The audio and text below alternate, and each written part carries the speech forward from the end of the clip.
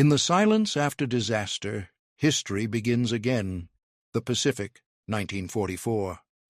A restless ocean stretches in all directions, slate gray beneath clouds swollen with monsoon breath. Across its surface move steel empires, floating cities of war. The United States Navy, ascending in power, pushes westward like a tide of machinery and precision. Japan, cornered and bleeding, prepares to answer with the language of desperation. From this crucible rises a name whispered in fear and reverence: Ohka, the cherry blossom. It was not a plane, nor a missile, but something caught between. A manned rocket bomb, a weapon of faith and fatal purpose. Its creators called it Maru-Dai, later MXY-7. To American sailors it would be known by another title, cold and utilitarian: Baka, the Fool. Yet for those who built it, who touched its thin metal skin and whispered farewells to the pilots who would ride inside, there was no madness, only duty, distilled into flame. Japan's airfields in 1944 were no longer places of triumph. They were graveyards of wrecked Zero fighters, oil-stained ground where young men stood in rows, their shadows stretching long in the afternoon sun. The Empire's circle of conquest had collapsed into islands of defiance. The enemy's fleets had become too many, their factories too vast, their skies too full of silver-winged machines. At the Yokosuka Naval Air Arsenal, engineers studied wreckage and reports, searching for miracles. Among them, a small group under Lieutenant Commander Mitsuo Ota began to shape an idea so audacious it belonged to myth. What if a man could guide an explosive body directly into the enemy, faster than any interceptor could stop? A human arrow piercing the armor of the invader? They began to carve the form of that arrow from aluminum and resolve. It would be short, with stubby wings and a rounded nose filled with 1,200 kilograms of high explosive. At its tail, 3 solid-fuel rockets. Its cockpit, barely large enough for one soul. A suicide weapon, yet engineered with the precision of a samurai's blade. The first prototypes rested on workbenches surrounded by blueprints and silence. Outside, the industrial heart of Japan trembled under the roar of distant bombers. Inside, the engineers measured the curvature of sacrifice. They named it Ohka, the cherry blossom, for beauty that blooms briefly, then falls. In its name was both tragedy and purity, an echo of the ancient code of Bushido. Each pilot who would fly it was to become, in essence, a falling flower. Training for the Ohka pilots took place at the Oita, Kasumigara, and Hayakurihara bases. The men were young, most barely 20, drawn from the Imperial Japanese Navy Air Service. They trained not to live, but to strike perfectly. Their instructors spoke of precision, control, serenity, of how a pilot must become one with his rocket, to feel its trajectory like a heartbeat. Mock flights used unarmed gliders towed by twin-engine Betty bombers. The pilots would learn to detach, to glide, to aim, to crash, again and again in drills that ended only when dusk fell or when the wooden fuselage shattered on landing. Each evening in the barracks they wrote letters, words folded like wings, left behind for mothers, lovers, friends. They laughed sometimes, for laughter was easier than silence. But beneath each smile was the weight of the inevitable, the knowledge that their names would soon be carved into stone. By late 1944, the first operational Ohka units were formed. The 721st Kokutai, known as the Jinrai Butai, or Divine Thunderbolt Unit. Their commander, Captain Motoharu Okamura, believed the Ohka could change the course of the war. He saw in it a final chance, not for victory, but for meaning. Okamura once said, "I firmly believe the spirit of the young men of Japan will overcome the material strength of America." The men believed him, not because they expected success, but because they had nothing else to believe in. Spring 1945. The skies above Okinawa darkened with contrails and smoke. The island had become the anvil upon which Japan's fate would be hammered.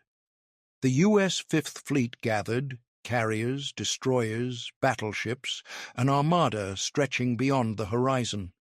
To strike at such force with conventional means was impossible. But from the shadows of Kyushu's mountains, the Ohka units prepared for their debut.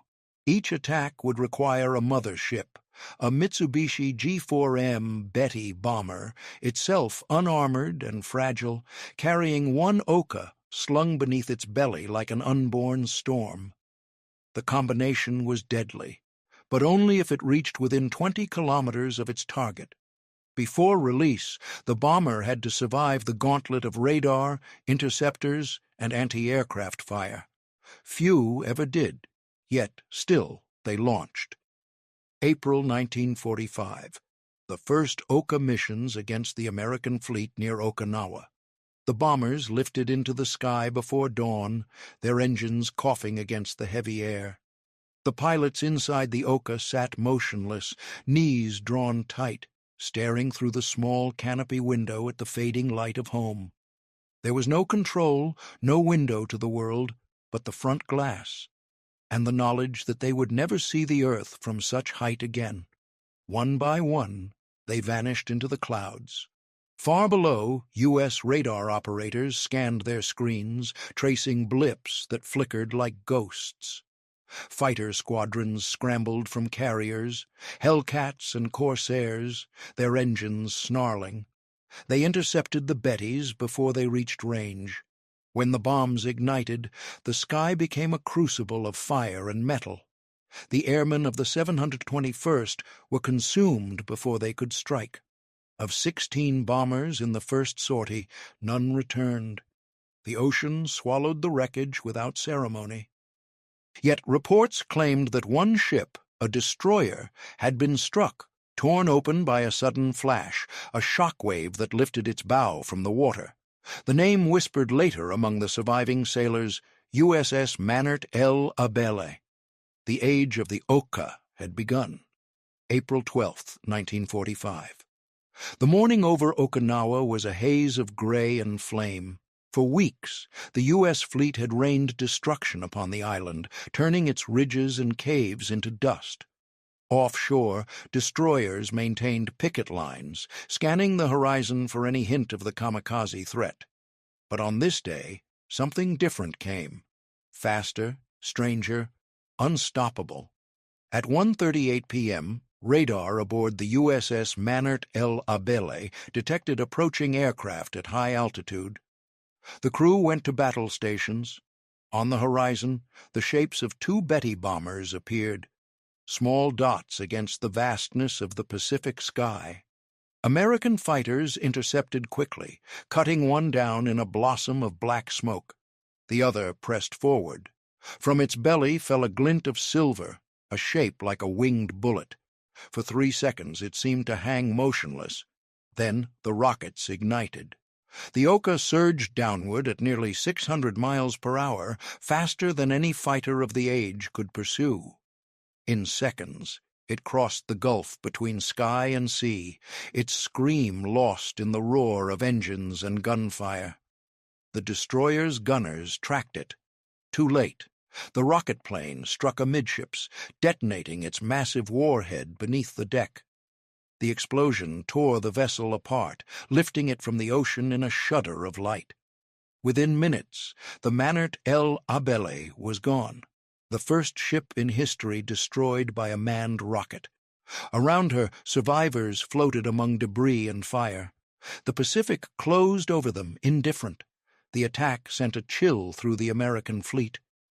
Naval analysts had known of the Ohka from captured intelligence, but few believed such a weapon could reach them. Now the reality burned in the wreckage. For Japan, it was a rare moment of success amid the ruins.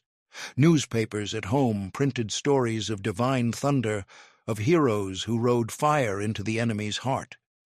Mothers received telegrams edged in black ink, naming their sons as Shohei no Sakura, flowers consumed in honor. In the airfields of Kyushu, the Jinrai Butai prepared for more missions. The Ohka was both terrifying and fragile. Its range, only a few dozen kilometers after release, made it utterly dependent on its carrier bomber. American fighters soon adapted, forming interception rings far from the fleet. Betty bombers carrying Ohka were hunted before they came close. Yet still the sorties launched. April turned to May, and Okinawa became an inferno of attrition. From the high cliffs above Kagoshima Bay, villagers watched as convoys of trucks rolled toward the airfields. Each carried one Ohka, shrouded beneath canvas, escorted by silent mechanics. Children waved as the vehicles passed, unaware of the destiny they carried. At night, under the dim glow of lanterns, ground crews prepared the rockets. They filled the nose cones with explosive, polished the canopy glass, checked the firing circuits. Nearby, the pilots wrote their final letters. In the barracks, photographs were pinned to walls, groups of smiling men in flight suits, cherry blossoms pinned to their lapels. Beneath each photograph, a date was written, the day of their final flight. They were not fanatics, though propaganda would later call them divine. They were fragments of a dying nation, driven by conviction, fear, and inevitability. Their choice was not freedom, but duty's last breath. May 1945, the USS Shea, a destroyer on radar picket duty north of Okinawa, spotted incoming aircraft. The sky filled with the sound of engines. From one bomber, an Ohka detached, a streak of white smoke trailing behind. The gunners opened fire. The projectile, missed by meters, exploded close aboard. The shock wave tore open the destroyer's hull, disabling her power systems. Elsewhere, another Ohka struck the USS Stanley, ripping through her superstructure. The explosion flooded compartments, but failed to sink the ship. The U.S. sailors began to understand this new weapon was unpredictable, but lethal. Each encounter felt like standing before a god of fire. In the combat reports of the time, the Ohka's effectiveness was debated. Strategically, it achieved little. Tactically, it inspired dread. Each attack forced ships to expend vast ammunition reserves to keep their crews at battle stations for endless hours. The psychological toll was immense. For the Japanese, the weapon's failures were blamed not on its pilots, but on circumstance, the strength of enemy patrols, the vulnerability of the bombers. In the official chronicles of the Imperial Navy, the Ohka was described as a weapon of pure spirit, obstructed by impure reality. Yet within the silence of command rooms, officers knew the truth. The empire was collapsing. Fuel reserves were nearly gone, factories bombed to rubble, the seas dominated by American power. Still, the missions continued, not for victory, but for meaning. Each sortie was an act of defiance written in flame. The American sailors who survived the attacks spoke of them in whispers. They described the flash of white descending from the clouds, the roar like thunder, the brief, blinding light before impact. Some said the sight haunted their dreams, not because of the destruction, but because of the thought that a man was inside, guiding that fire. For many, it was the first glimpse of the enemy not as a faceless force, but as individuals consumed by belief. The Pacific War had turned human flesh into ordnance. By June, the Ohka's presence had dwindled. Of the hundreds built, only a handful reached their targets. The mother bombers were slaughtered in droves. American air superiority was absolute. The Ohka bases at Kanoya and Kushira were reduced to craters by B-29 raids. Still, the engineers sketched improvements: longer range, jet propulsion, launch from land catapults, or even submarines. None would reach combat. The war moved faster than their desperation could follow. As Okinawa fell, Japan's inner islands braced for invasion. The Ohka units remained ready, their weapons lined like silver seeds in hangars that smelled of oil and rain. In July 1945, one last recorded attack took place near the entrance to Tokyo Bay. A single Betty bomber, pursued by American fighters, released its Ohka before being destroyed. The rocket plane plunged toward the sea, exploding harmlessly in spray. No ship was struck. The weapon's final cry faded into the wind. After the surrender, Allied investigators found dozens of unused Ohka aircraft hidden in tunnels and mountain bunkers. They lay silent, wings folded, noses still packed with explosive, relics of a nation's final dream of defiance. To those who discovered them, they were curiosities, grotesque symbols of fanaticism. To those who had built them, they were graves waiting for the dead who never arrived. The war ended, but the legend endured. The Ohka became a metaphor of courage wasted, of technology turned inward, of beauty devoured by necessity. Even now, in museums in Tokyo, Washington, and Canberra, a few survive. Their aluminum skins are pitted, their glass canopies clouded. Beneath each display, a small plaque explains their function, their speed, their payload. But none can describe what it felt like to sit inside, staring through the narrow glass at the endless blue, to feel the vibration of engines, to wait for the moment when the world became fire. In the final months of the war, Japan became a nation of shadows and rituals. Cities burned beneath the white glare of incendiaries. Fields lay barren, their soil trembling from distant thunder. Yet in the small air bases of Kyushu and Honshu, life moved with deliberate calm, the measured pace of those who had already accepted death. Among these places, the Kanoya Air Base was sacred ground. It was from here that many of the Ohka pilots took their final flights. The runway stretched like a blade toward the sea, the horizon stained with the glow of the setting sun. Before each mission, the men assembled in a narrow wooden hall, incense curling through the air. They wore headbands marked with the red sun, hachimaki, symbols of determination. On the floor, a small shrine was arranged, a sword, a branch of cherry blossoms, and a photograph of the emperor. The ritual was not loud or dramatic. It was quiet, disciplined, filled with the heavy stillness of inevitability. They bowed once. Then each man took a sip of sake, a farewell to life, and rose to face the morning.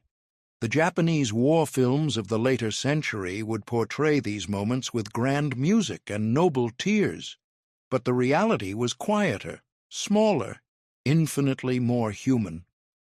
Some men cried openly, others smiled and joked to mask their fear. They wrote last letters in neat handwriting, careful not to let the ink smear. One wrote, "I am not afraid.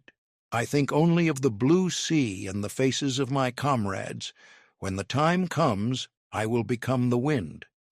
Another, "To my mother, I go to protect you from far away. Do not grieve too long. When you see the blossoms fall, think of me." Most of these letters never reached their families. Many were burned in the chaos after surrender. The few that remain are now kept in museums, their paper yellowed, the words trembling with youth.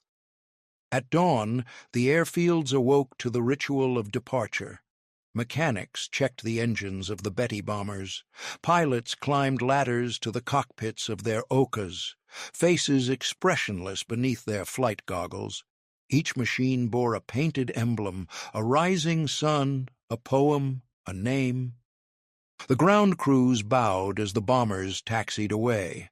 The roar of the engines filled the air, scattering petals from the nearby cherry trees. In those moments, Japan existed in two worlds, one already gone, the other yet to die. The men chosen for Ohka missions were not volunteers in the Western sense. Some had volunteered sincerely, driven by patriotic fervor or loyalty to their comrades. Others had been persuaded, pressured by officers, or simply trapped by duty. Refusal was unthinkable. To decline was to betray the emperor, to shame one's family. The line between courage and coercion blurred until even the pilots themselves no longer knew which one they carried inside their hearts. They called their missions Toko, special attacks. Not suicide, but sacrifice. To die for the emperor was not considered defeat, it was transcendence. From above, an Ohka in flight was a paradox, a thing both graceful and monstrous. When released from its bomber, it glided silently for a few seconds, wings steady, nose dipping toward the horizon. Then the pilot ignited the rocket. The acceleration was instantaneous, brutal. Inside, the man was pressed into his seat by forces beyond endurance. The world became a blur, the sea, the sky, the target, all merging into a single blinding point. He had no second chance, no parachute, no escape. The Ohka was a weapon of perfect intention and of irreversible consequence. In American reports, the Ohka was treated as an anomaly, a curiosity of fanatic warfare. But among sailors who faced them, the emotion was more complicated. On the destroyer USS Lafay, which survived multiple kamikaze strikes in April 1945, men later described their horror at seeing the white streak of an Ohka diving toward them. "It looked alive," one sailor recalled, "like something that wanted us dead, and wanted to die to do it." When the attack missed and exploded nearby, he said, the crew felt relief mingled with pity. "You wonder what kind of man was inside that thing," he wrote later, "and then you remember he was about my age." War, at its heart, is always a mirror. In Japan, the image of the Tokutai pilot became myth. Propaganda posters showed them smiling, radiant, surrounded by cherry blossoms. Songs were written, "May your soul rest in Yasukuni's peace, eternal cherry of Yamato's spring." The metaphor was ancient, the cherry blossom as a life that ends at its most beautiful moment. In poetry and ceremony, the falling petal symbolized purity, impermanence, and loyalty. To die like a blossom was to fulfill one's duty with grace, but beneath the beauty was despair. The young men who became blossoms were not born to bloom in war. They were drawn into the current of an empire's delusion, and it carried them to the sky. The American fleet, vast and relentless, continued its advance. The fall of Okinawa was inevitable. The sea became a graveyard of steel and ash. The U.S. Navy recorded more than 4,900 kamikaze attacks during the campaign, though only a fraction involved Ohka. Yet the symbolism of those rocket planes, the merging of man and bomb, transcended numbers. They represented the ultimate expression of the war's logic. When a nation exhausts every weapon, it begins to weaponize its sons. Even among Japan's own officers, doubts grew. Admiral Ugaki, who had championed the kamikaze strategy, wrote in his diary, "We have taught them to die beautifully. I wonder if we have forgotten how to live." By August 1945, as the atomic bombs fell on Hiroshima and Nagasaki, the Ohka units were still on alert. Pilots waited for orders that would never come. Some spent their days repairing engines that would never turn. Others stood by the runway at dusk, watching the horizon, as if expecting the enemy to appear one last time. When the surrender was announced, they did not cheer. Many wept silently. Some refused to accept defeat. On August 15th, the day of the Emperor's broadcast, a group of Ohka pilots reportedly gathered in their hangar. They burned their flight manuals and stared at the silent aircraft lined before them, machines built for death, now rendered meaningless. One pilot wrote in his notebook, "We lived for the moment of the strike. Now there is no strike. What are we?" In the days that followed, Allied soldiers arrived to inspect the bases. They found the Ohka aircraft in neat rows, wings folded, paint still bright. To the conquerors, they were relics of madness. To the defeated, they were tombstones without names. A few were dismantled, studied, shipped abroad. Others were buried in sand or left to rust in hangars. But the memory of their purpose, that collision of technology, faith, and despair, remained embedded in the world's conscience. The men who survived, ground crews, engineers, officers, rarely spoke of what they had built. In the post-war years, Japan turned toward reconstruction, its people determined to forget the fever that had consumed them. But forgetting is never complete. In the springtime, when the cherry trees bloom across Japan, petals fall like snow upon the earth. For those who remember, they are not just flowers, they are the souls of the lost, returning briefly to the light before disappearing once more. When the war ended, silence fell upon Japan like ash after flame. The factories that had once built bombers now stood empty, their walls cracked, their machinery rusting beneath drifting dust. Airfields turned to meadows, the runways cracked with weeds. The noise of engines, once the nation's heartbeat, was replaced by the soft hum of cicadas. In that silence, the story of the Ohka seemed to fade, but it did not vanish. Beneath the surface of a reborn nation, the memory of those rocket planes endured, like embers buried beneath the ashes of peace. Allied investigators, engineers, and intelligence officers catalogued the wreckage. They measured wingspans, examined fuses, traced circuits. In hangars outside Tokyo and Yokosuka, they found hundreds of incomplete units, some still wrapped in oilcloth, others painted with cherry blossoms by hands that would never return. To Western observers, the Ohka represented the extremity of Japanese militarism, the final, irrational expression of a defeated empire. They photographed it, dissected it, and wrote reports with titles such as Suicide Rocket Plane Type MXY-7, Technical and Tactical Analysis. Yet among those who studied it were also men who saw something different, a glimpse into the future of warfare, because the Ohka, though born in desperation, was also a prototype. Its concept, a human-guided rocket weapon capable of unprecedented speed, foreshadowed the unmanned missiles and precision strike systems that would soon reshape combat. In its brief, terrible existence, the Ohka bridged two ages, the age of the pilot and the age of the machine. In the United States, captured Ohka aircraft were displayed at naval bases as trophies. Sailors posed beside them, smiling, unaware of the ghosts sealed within the aluminum shell.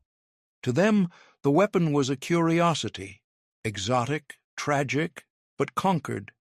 In Japan, the remains were handled with reverence.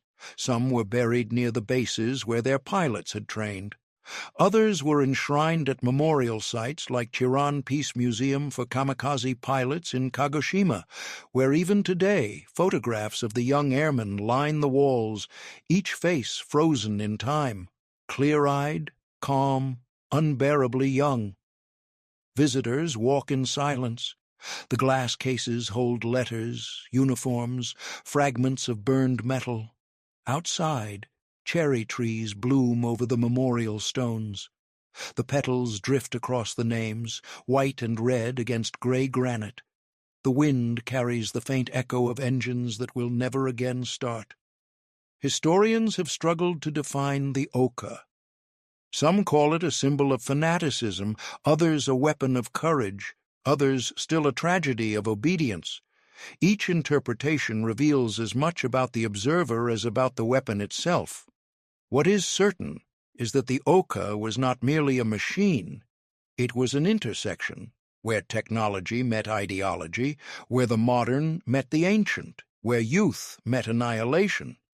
It was the embodiment of a nation's paradox, capable of engineering brilliance, yet bound to an archaic notion of death as virtue. The word Ohka, cherry blossom, became a metaphor that outlived its war.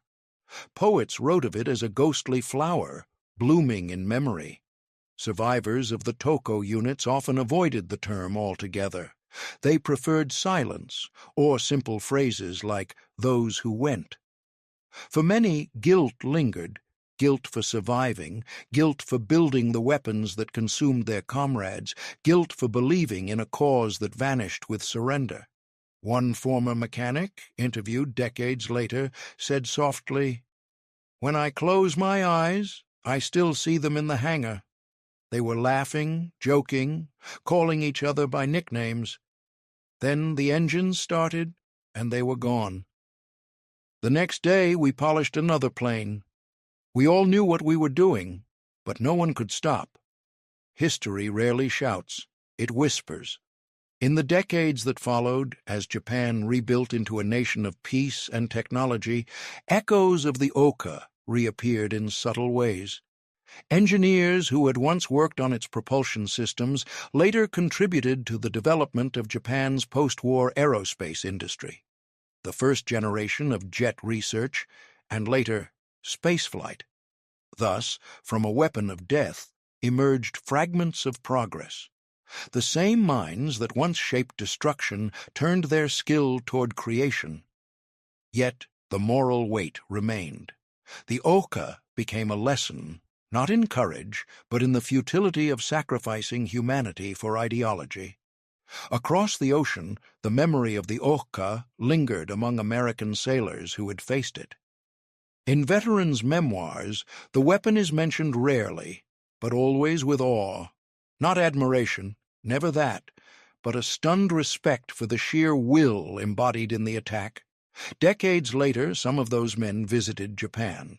They stood before memorials and bowed quietly, their gestures returning peace to a wound that had once been shared by both sides. Time had softened hatred into remembrance. The Ohka had ceased to be an enemy. It had become a story, one of countless human stories born in the storm of the Pacific. The technological legacy of the Ohka can be traced, however faintly, into the cold equations of modern warfare. The concept of a small, high-speed, precision-guided weapon would find rebirth in the missile age. The difference was automation. Machines now guided themselves. The pilot was gone, the sacrifice removed. In this evolution lies the final irony of the Ohka. Humanity, seeking to avoid the moral weight of self-destruction, created weapons that no longer required a human inside.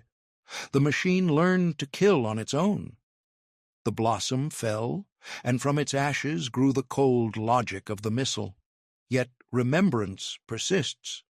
Each spring in Japan, at memorials in Kanoya, Chiran, and Yasukuni, ceremonies are held for the Toko pilots. Veterans and families bow, offer flowers, whisper prayers. They do not glorify death. They speak of youth, of error, of sorrow. At the Chiran Peace Museum, a single restored Ohka stands in the central hall, its fuselage gleaming under soft light. Beside it, a poem carved into stone reads, "They fell, believing they would save their land. They fell, and the land learned to live again. No propaganda remains, only memory and the quiet dignity of acknowledgement." In film and literature, the Ohka continues to appear as symbol and question. Directors and writers invoke it not to celebrate, but to ask, what drives a human being to turn themselves into a weapon? It is a question without a single answer. For some, the answer lies in patriotism. For others, in indoctrination. For others, still, in the universal tragedy of youth consumed by the ambitions of the old. The Ohka stands as the most distilled form of that tragedy, a weapon that could not exist without the surrender of the self. The Pacific Ocean, where so many of them fell, remains vast and impassive. The wrecks of ships like the USS Mannert L. Abele rest beneath its waves, silent witnesses to the collision of two civilizations. Around them, coral grows over twisted metal, turning engines and guns into reefs of color and life. The sea remembers nothing, yet it preserves everything. When divers descend into those depths, they find fragments, a piece of fuselage, a scorched bolt, sometimes even the shattered remains of an Ohka. The water has softened their edges, turning them into objects of quiet beauty. The ocean, indifferent and eternal, has done what humanity could not. It has forgiven. At the end of all wars, what remains are stories, not of weapons, but of people. The Ohka story is not about triumph or failure, but about the limits of belief and the cost of obedience. It is a reminder that even the most beautiful symbols can be twisted into instruments of ruin. Cherry blossoms still fall every spring. They cover the ground in white and pink, delicate, transient. To most, they are simply flowers. To some, they are history, a fleeting glimpse of the sky filled with wings that never returned. The Ohka was the flower that burned, the blossom that fell too soon. And in that fall, it left behind a silence that still echoes across the Pacific.